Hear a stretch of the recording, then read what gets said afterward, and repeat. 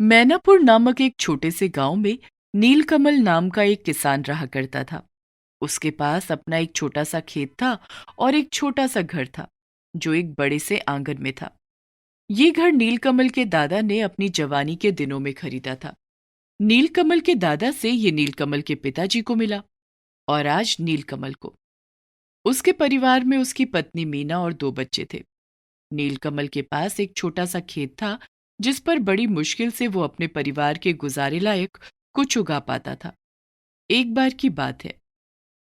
देख, तेरे फायदे की बात बोल रहा हूँ।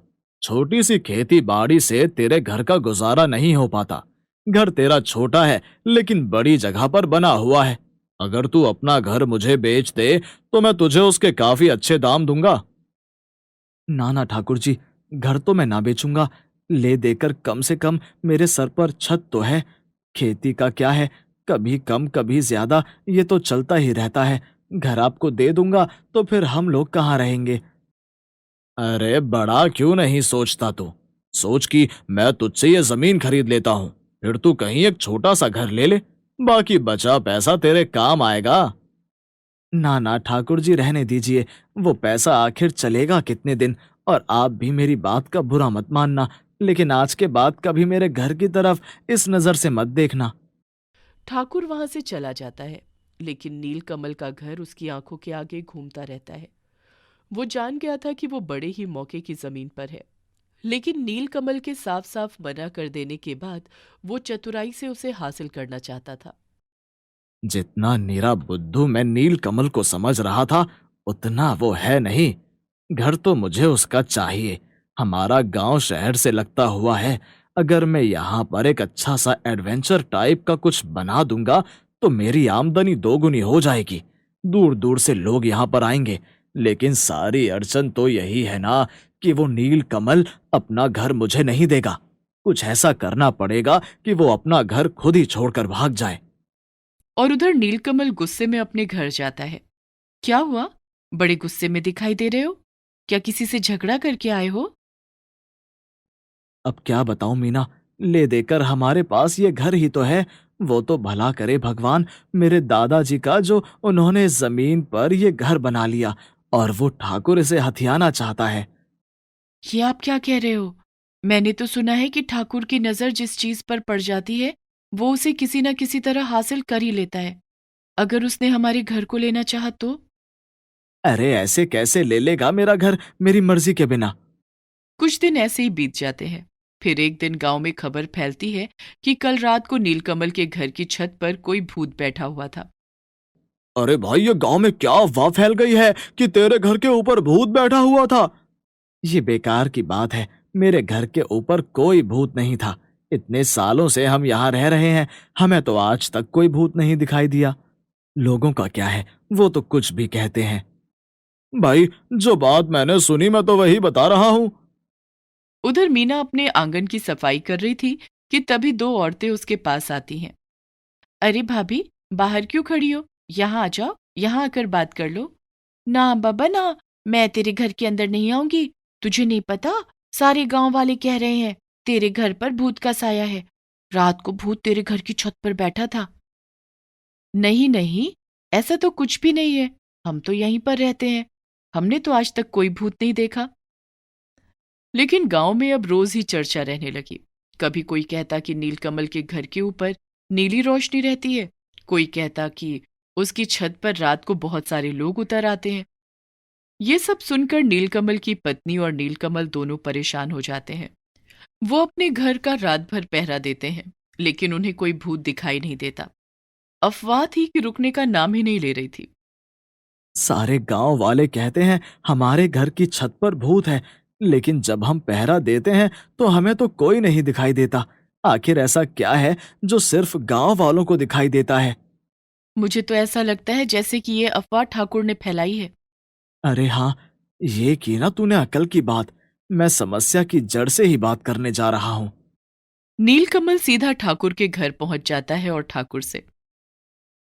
मैंने सिर्फ आज तक ये बात सुनी थी ठाकुर जी, कि आपको कोई चीज पसंद आ जाती है तो आप उसके पीछे हाथ धोकर पड़ जाते हैं। मेरा घर मुझसे ना ले सके तो उसे भूतिया घर बना दिया। भाई नील कमल, एक समय था जब मैं तेरा घर लेना चाहता था, उसके अच्छे दाम भी देना चाहता था। लेकिन अगर अब तू मुझे फ्री में भी देगा तो मैं तेरा घर ना लूं। गांव वालों की तो छोड़, मैंने तो अपनी आंखों से तेरे घर के ऊपर नीली रोशनी देखी है, और उसमें बैठा हुआ एक भूत भी। जा भाई जा, मेरा दिमाग खराब मत कर। मैं एक भूतिया घर को क्यों खरीदने लगा? नीलकमल अपना सर खुजाता हुआ वहां से चला जाता है। नहीं नहीं, ये काम ठाकुर का नहीं है। अगर उसका होता तो वो आज भी उस घर के पीछे पड़ा रहता। वो तो उस घर को लेना ही नहीं चाहता। तो क्या सच में मेरे घर के ऊपर भूत बैठता है? मेरे तो कान पक गए हैं गांव वाले की बात से, हट ही नहीं रहे हैं। और मैं रात को जाकर देखने जाती हूँ तो मुझे कोई भूत दिखाई नहीं देता। क्या करे, कुछ समझ नहीं आ रहा। तभी नीलकमल एक तरकीब लगाता है। वो पास ही के गांव में रहने वाले अपने एक दोस्त के पास जाता है और उसे सारी बात बता देता है। अरे नील कमल भाई, तू बिल्कुल भी चिंता मत कर। दूध का दूध, पानी का पानी कल तेरे सामने ही हो जाएगा। बस तू कल तक का इंतजार कर। अगले दिन नीलकमल का दोस्त बंठन कर बिल्कुल अमीर आदमी की तरह एक बड़ी सी गाड़ी में नीलकमल के गांव जाता है। पता पूछते पूछते वो ठाकुर के घर पहुंच जाता है। ठाकुर जी, मेरे किसी जानकार ने बताया है कि तुम्हारे गांव में कोई ऐसी जगह है जहां तुम कुछ अलग बनाने की सोच रहे हो, कि ताकि शहर के लोग आकर यहाँ पर वो देखने आए और तुम्हारी आमदनी बढ़ जाए। अरे, मेरे पास एक ऐसी जमीन है जो बिल्कुल शहर से लगती हुई है। बस मैंने अभी एक चाल चली है, वो कामयाब होने दे, फिर वो घर मुझे मिल जाएगा। क्या कहा? किसी और का घर है वो? तो भाई तुम उसे कैसे ले सकते हो? अगर वो जमीन तुम्हें मिल जाती है तो देखो, मैं उस पर पैसे लगाने के लिए तैयार हूं। पूरे 1 करोड़ रुपए हैं मेरे पास, ऐसे ही किसी काम पर लगाने के लिए। 1 करोड़ का नाम सुनते ही ठाकुर की आंखें चमक जाती हैं और वो सच्चाई कमल के दोस्त को बता देता है। ज्यादा से ज्यादा 10 दिन रुको, वो आदमी अपनी जमीन और अपना घर ऐसे ही छोड़कर जाएगा। मेरे लोगों ने सारे गांव में अफवाह फैला दी है कि उसके घर के ऊपर भूत रहता है, और अब तो मुझे लगता है नील कमल को भी पूरा पूरा यकीन हो गया होगा। जल्दी वो अपना घर औने पौने दाम पर या तो मुझे दे जाएगा या ऐसे ही छोड़ जाएगा। ठाकुर की चाल बहुत बढ़िया थी, लेकिन नीलकमल का दोस्त भी बड़ा बुद्धिमान व्यक्ति था। सारी बात जानने के बाद वो नीलकमल के पास जाकर ठाकुर की असलियत बता देता है। हे भगवान, ये ठाकुर की चाल थी। अब इस चाल को उल्टा कैसे डालेंगे? लोग बागों को तो पक्का यकीन हो गया कि मेरे घर की छत पर भूत है। तभी उसका दोस्त उसके कान में कुछ कहता है और खुशी से दोनों मियाँ बीवी उसके दोस्त की तरफ देखने लगते हैं। अगले दिन नीलकमल का दोस्त अपने कुछ दोस्तों की सहायता से नीलकमल के घर के बाहर भंडारा लगवा देता है तथा घर में नकली सोने के सिक्कों से भरा हुआ एक लोटा भी रख देता है। अरे नील कमल, ये भंडारा किस खुशी में कर रहा है? खुशी की बात पूछ रहे हो भैया? मेरी तो लॉटरी लग गई है, लॉटरी। कैसी लॉटरी? भाई तू तो बड़ा खुश नजर आ रहा है। अरे भाई लोगों, तुम लोग कितने दिनों से बोले जा रहे थे मेरे घर की छत पर भूत है, भूत है, भूत है। कल रात को मैं डंडा लेकर वहीं बैठ गया। आधी रात के समय बड़ी अच्छी सुंदर नीली रोशनी हुई और एक आत्मा नीचे आई। भाई मैं तो देखकर हैरान रह गया। वो कोई भूत भूत नहीं था, वो तो मेरे दादाजी थे। उन्होंने मुझसे कहा कि बेटा, मेरे नाम से भंडारा करवा दे। मैंने उनसे हाँ कह दिया। तब उन्होंने मुझे सोने की अशर्फियों से भरा हुआ एक लोटा भी दिया। देखो, वो रखा। और यहाँ तक भी कहा कि जब जब मैं तुम लोगों को दिखाई दूंगा, इस गांव में सबका अच्छा होगा। ये बात जंगल की आग की तरह सारे गांव में फैल गई और सब लोग आकर नीलकमल के यहाँ भंडारा खाने लगे।